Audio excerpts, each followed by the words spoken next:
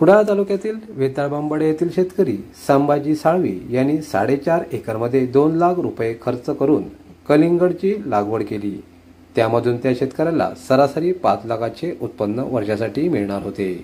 मात्र अवकाळी पावसाने लागवड पूर्णपणे जमीनदोस्त झाल्याने त्यांच्यावर आर्थिक संकट ओढवले आहे। बँकेचे कर्ज घेऊन केलेली शेती मातीमोल झाल्यामुळे मुलांचे शिक्षण, कुटुंबाचा उदरनिर्वाह कसा चालणार आणि बँकेचे कर्ज कसे फेडणार या विचाराने ते चिंताग्रस्त बनले आहेत। त्यांनी सरकारकडे तसेच स्थानिक आमदार, खासदार आणि पालकमंत्री यांनी दखल घेऊन मदत करावी अशी विनंती केली आहे।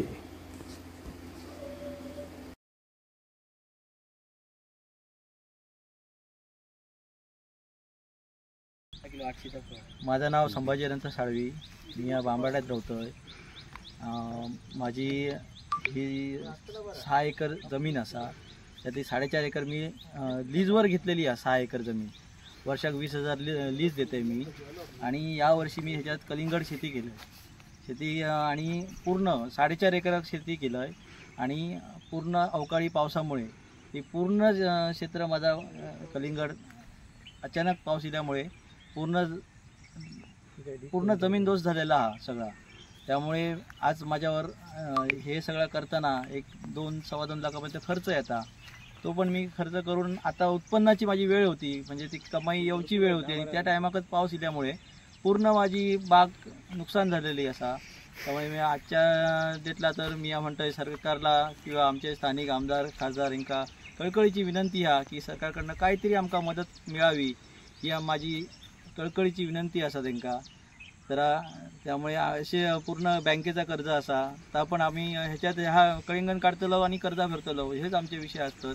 आणि तसंच वर्षभर तर खातलो। त्यामुळे यावर्षी अशी परिस्थिती निर्माण झाली की सगळ्या पूर्ण गेल्यामुळे आज खावचे वांदे तर नाही, पुढे सगळीच ह्या झाली। त्यामुळे माझी आमचा उदरनिर्वाह सगळा ह्याच्यावरच असा।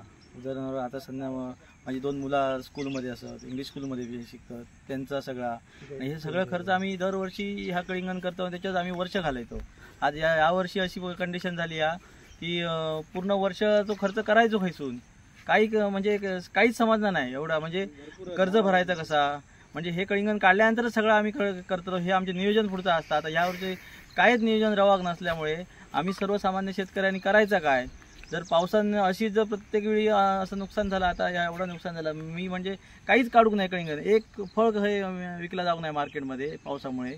तर आता आम्ही पुढचं आयुष्य म्हणजे पुढचं करायचं काय हा प्रश्न मोठा निर्माण झालेलो असा। मुलांचं शिक्षण असा, त्यांची फीज असा, पुढे त्यांची आता नवीन स्कूल चालू होतली आता। त्यामुळे ह्या सगळ्या ह्या एकाच स्वप्नच ह्या होता आणि पूर्ण स्वप्न पूर्ण निघून गेला असा ह्या झालेला असा। काहीतरी सरकारकडनं किंवा आमचे स्थानिक आमदार, खासदार साहेबांकडनं काहीतरी आमका मदत मिळावी ही कळकळीची विनंती असा। म्हणजे पूर्ण क्षेत्र माझा वेताळबांबडे असा पूर्ण क्षेत्र असा लॉस झालेला हा पूर्ण, म्हणजे काय बोलण्यासारखे आता शब्दच नाही राहावत की काय करायचं आणि कोणाकडे दया मागायची, काही समजणार नाही। थोड्या जरा कळकळीची विनंती आहे, काहीतरी मदत मिळावी।